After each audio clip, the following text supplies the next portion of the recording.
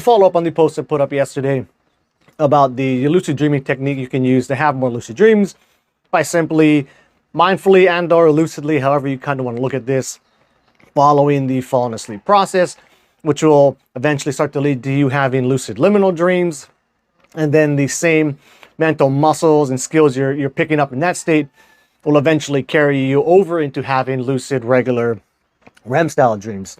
But something I didn't really mention in the previous video is like, how long do you have to do this before you can expect it to start working?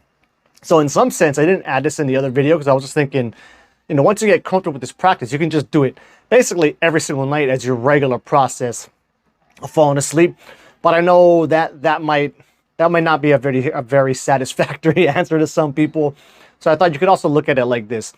Instead of looking at like how long you got to do this practice before you can start having these lucid liminal dreams and or lucid regular REM style dreams, the main thing you want to focus on is just getting comfortable with this practice so that you can start to use it for you to fall asleep. Because especially in the beginning, and like I said, you can apply your object of attention of your awareness to any object of attention you want. It doesn't have to be necessarily mental imageries and thoughts, although I think eventually you'll probably want to switch over to that.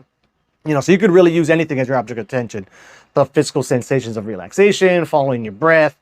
One I used to like to do is I'd have the fan on, blowing on me because I got hairy legs, which you can't see right now, but I can really feel like the wind blowing against my leg hair. So that's the nice thing I used to use a lot for to lock my awareness to, kind of as I sunk down deeper. It could be open awareness, it could be anything.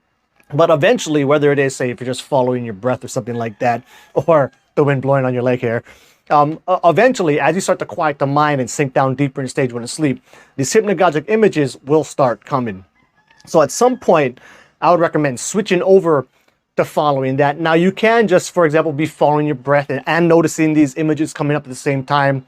But if you want to actually start to work on influencing it and working these real lucid dreaming muscles and starting to influence and control this liminal dream state, eventually you're going to want to switch over from whatever it is, following your breath, to actually following the story or the images that are coming up in your mind's eye. But the main thing is you got to keep this one-step removal. You have to keep that lucid awareness so that you don't just get wrapped up in the story that's currently going on in your head, lose lucidity, and then fall asleep as you typically do, right? So it's really important to keep that one-step removal. So, as you're watching it, and then if you want to start working on levels of control, you have this one-step removal, but you can start to because it's a continuum. It's not like you're either outside or inside this space. You can start to kind of lean into the narrative and start to influence and affect it in certain ways, aka working those same lucid dreaming muscles that you want to be using in regular REM style sleep. So the main thing you want to do is just get comfortable with this process and know that doing this at first as you're following these object of attentions, it can actually cause you to stay awake and make you take longer to fall asleep because your mind's just kind of too engaged. You might be getting kind of tired. You might notice mental imagery. Oh, shucks, there it is. It was finally getting, a bit more vibrant and kind of more hypnagogic, but sometimes you'll just notice that, and then that kind of wakes you up more and kicks you further out of stage 1, and then you're stuck awake again. So it can mess up with sleep a little bit at first, but once you get more used to this process, it can actually be a great sleep aid in the sense that if it just becomes your regular going to sleep routine, you eventually will get used to it. It can help you have more lucid dreams, and at some point, at least for me, it stops keeping me awake. Granted, every once in a while, it will keep me awake still yet, but most of the time it doesn't. And even if it does keep you awake, this is a wonderful technique for dealing with insomnia. Even if it doesn't help you necessarily fall asleep, it gives you something to do, right? So you can sit there and kind of just play this hypnagogic imagery as you're stuck awake.